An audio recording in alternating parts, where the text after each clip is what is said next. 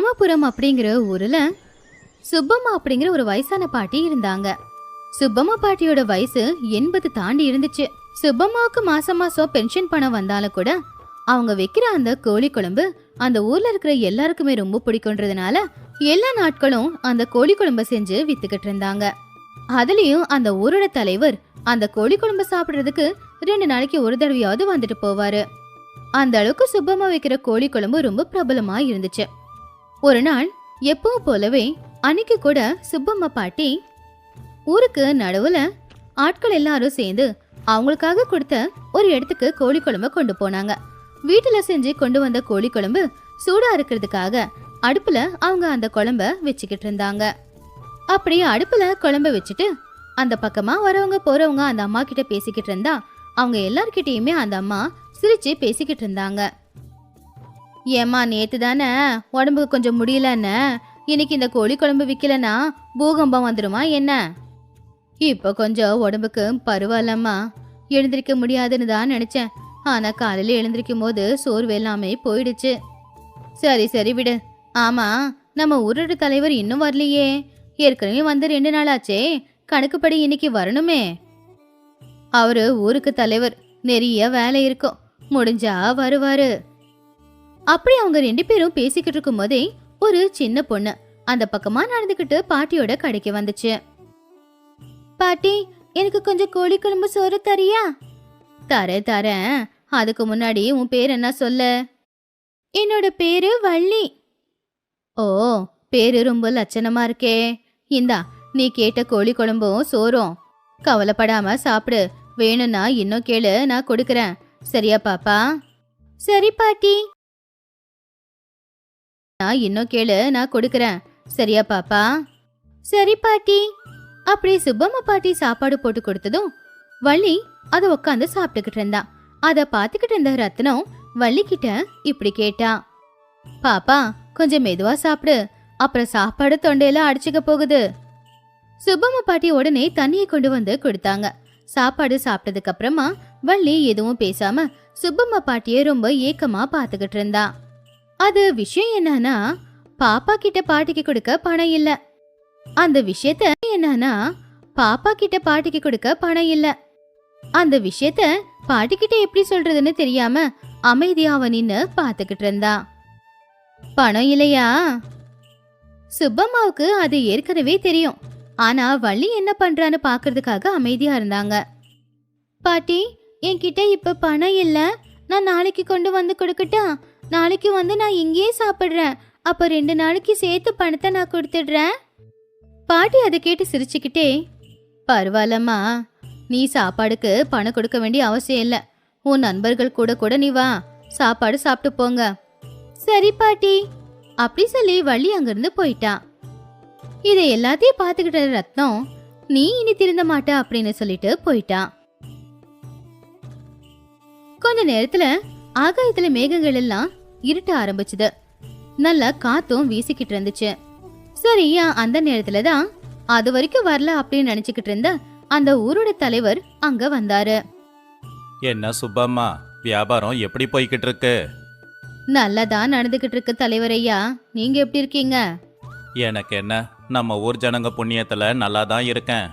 தலைவர் பக்கத்துல இருந்த கடைக்காரன் கிட்ட பேசிக்கிட்டு இருக்கும் போது சுப்பம்மா பாட்டி ஆகாயத்தை பார்த்து, இன்னைக்கு மழை வர மாதிரி தான் இருக்கு அப்படின்னு நினைச்சாங்க.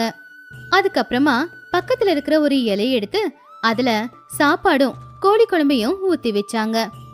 சீக்கிரமா சாப்பிடுங்க தலைவரையா, மழை வர மாதிரி இருக்கே. சரி சரி சுப்பம்மா, இவ்வளோ நல்ல குழம்ப சாப்பிட ரொம்ப நேரம் எடுக்குமா என்ன? ஒரு நிமிஷத்துல சாப்பிடுவேன். அப்படி கொஞ்ச நேரத்திலேயே அங்க மழை பெய்ய ஆரம்பிச்சதுனால தலைவர் கொஞ்சம் மழையில நனையாம இருக்கிறதுக்காக உள்ள வந்து நின்னு சாப்பிட்டுக்கிட்டு இருந்தாரு. அவங்க 2 பேரும் பேசிக்கிட்டு சாப்பிட்டுக்கிட்டு இருக்கும் போது பக்கத்துல இருக்கிற கடையில ஒரு தாய் புள்ளி மழையில நனைஞ்சுக்கிட்டு இருந்தாங்க. அத பார்த்து சுப்பம்மா பாட்டி அவங்களையும் உள்ள வர சொன்னதுனால அவங்க உள்ள வந்து நின்னுக்கிட்டு இருந்தாங்க. அப்போ பக்கத்துல இருக்கிற தலைவர் அவங்க புதுசா இருக்காங்களே அப்படின்னு யாரு என்ன ஏதுன்னு அவங்க கிட்ட விசாரிச்சுக்கிட்டு இருந்தாரு. அட கொஞ்சம் இருங்க தலைவரையா, பாவம் 2 பேரும் மழையில நனைஞ்சு உடம்பெல்லாம் நடுங்கிக்கிட்டு இருக்காங்க. சரி சுப்பம்மா, அவங்களுக்கு உடம்பு துடைக்க எதனா கொடு. அட ஆமால, மறந்தே போயிட்டேன். இருமா, நான் போய் துணி எடுத்துட்டு வரேன் அப்படின்னு அவங்களுக்கு தலையை துடைக்க துணி கொண்டு வந்து கொடுத்துட்டு, உன் பேர் என்னம்மா அப்படின்னு கேட்டாங்க. என் பேரு தங்கம்மா. எங்களுக்கு இடம் கொடுத்ததுக்கு ரொம்ப நன்றிம்மா. அதெல்லாம் ஒன்றும் பரவாயில்லம்மா, தலைய நல்லா தோட்டு, இல்லைனா சளி பிடிச்சிட போகுது. அதுக்கப்புறமா அந்த சின்ன பையன்கிட்ட போய் உன் பேர் என்னப்பா அப்படின்னு கேட்டாங்க. என் பேரு ராஜு. அப்படின்னு பொறுமையா சொன்னான். உனக்கு பசிக்குதாப்பா? அதை கேட்டு ராஜு எதுவுமே சொல்லல.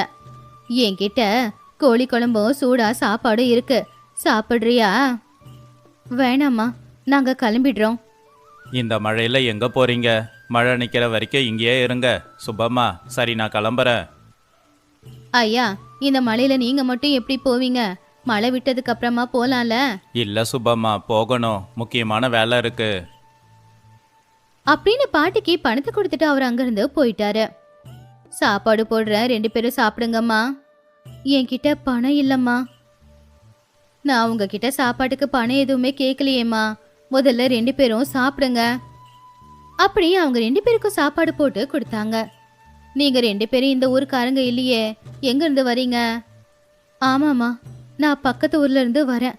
ஏதாவது வேலை கிடைக்குமோ அப்படின்னு தான் இந்த ஊருக்கு வந்திருக்கேன். அப்படியா? சரி சரி, கவலைப்படாம சாப்பிடுமா, உனக்கு இங்க வேலை கிடைச்சிடும். சரிம்மா அப்படின்னு சொல்லி தங்கம்மா சாப்பாடு சாப்பிட்டுக்கிட்டு இருந்தாங்க. அப்புறமா சுப்பம்மா பாட்டி ராஜுவை மடியில உட்கார வச்சு சாப்பாடு ஊட்டிக்கிட்டு இருந்தாங்க.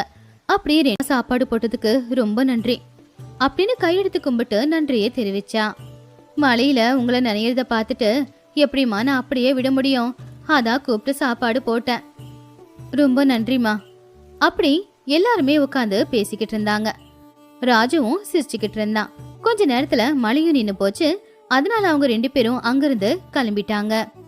சுப்பம்மாவும் அவங்கள பார்த்து சந்தோஷப்பட்டாங்க. மதிய நேரமும் ஆயிடுச்சு. இதுக்கப்புறம் வீட்டுக்கு போலான்னு சொல்லி கொஞ்சம் இருக்கிற சாப்பாடு குழம்பு எல்லாத்தையும் கட்டி எடுத்துக்கிட்டு வீட்டுக்கு கிளம்புனாங்க. அப்படி பாட்டி வீட்டுக்கு போற நேரத்துல அந்த ஊருக்கு பெரியவர் ஒருத்தர் ஊஜனங்க கிட்ட பேசிக்கிட்டு இருந்தாரு. அப்போ சுப்பம்மா பாட்டிய பார்த்து, சுப்பம்மா, நல்லா இருக்கீங்களா? எனக்கு என்னங்கய்யா, நான் நல்லா தான் இருக்கேன். நீங்களும் நல்லா இருக்கீங்கன்னு நினைக்கிறேன். நான் நல்லா தான் இருக்கேன்.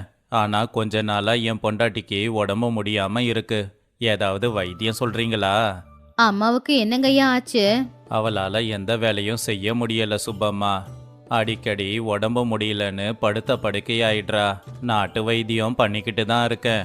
வீட்டு வேலைக்கு யாருன்னா இருந்தா நல்லா இருக்கும். ஒன்னும் கவலைப்படாதீங்க ஐயா.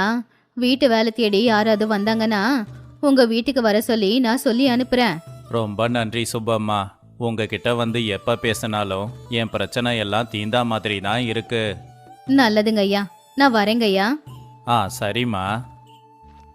அப்போ சுப்பம்மா வீட்டுக்கு போய்கிட்டு இருக்கும் போது கடையில பார்த்த தங்கத்தை மறுபடியும் பார்த்தா நல்லா இருக்கும்னு நினைச்சாங்க. அப்படி அவங்க யோசிச்சுக்கிட்டே வீட்டுக்கு போகும்போது அவங்க வீட்டு வாசல்ல அவங்க தம்பியான ரங்கையா உட்காந்துக்கிட்டு இருந்தான். அவனை பார்த்து, என்னடா ரங்கையா, இப்பதான் வரியா? இன்னைக்கு வேலை ரொம்ப அதிகம்க்கா. சரி வீட்டுக்கு போலான்னு தான் போய்கிட்டு இருந்தேன். அப்படியே உன்னை பார்த்துட்டு போலான்னு தான் உட்காந்துக்கிட்டு இருக்கேன். அப்படியா? சரி, ஏதாவது சாப்பிட்டியா?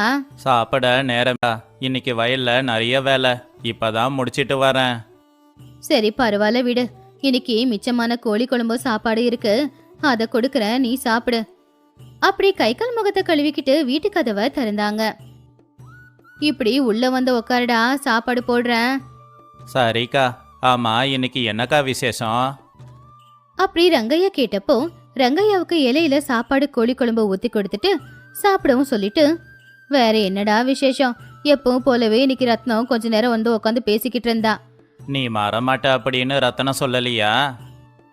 அதை கேட்டு சுப்பம்மா சிரிச்சுக்கிட்டே, ஏன் சொல்லல, தினமும் அத அவளுக்கு சொல்லனா தூக்கம் வராதே. நம்ம ஊருக்கு புதுசா தாயும் மகனும் வந்திருக்காங்கடா. ரங்கையா ஒரு பக்கம் சாப்பிட்டுக்கிட்டு ஒரு பக்கம் கதைய கேட்டுக்கிட்டு இருந்தான். சாப்பிட்டுக்கிட்டே இன்னும் கொஞ்சம் குழம்பு ஊத்துக்கா அப்படின்னு அக்கா கிட்ட கேட்டான். பாட்டி கொஞ்சம் குழம்பு ஊத்திட்டு தலைவர்கிட்ட பேசிக்கிட்டு இருக்கும்போது அவங்க 2 பேரும் மழையில நனைஞ்சுக்கிட்டு இருந்தாங்க. நான் தான் அவங்கள உள்ள கூப்பிட்டேன். அந்த பையனுக்கு 4 வயசு இருக்கும், பார்க்க ரொம்ப அழகா இருந்தான். அப்படியா? இந்த ஊர்ல யார பார்க்க வந்தாங்களாம்? ஏதாவது வேலை கிடைக்கும்னு தேடிக்கிட்டு நம்ம ஊருக்கு வந்திருக்காங்க. நான் வீட்டுக்கு வர வழியில பெரியய்யாவை பார்த்தேன்.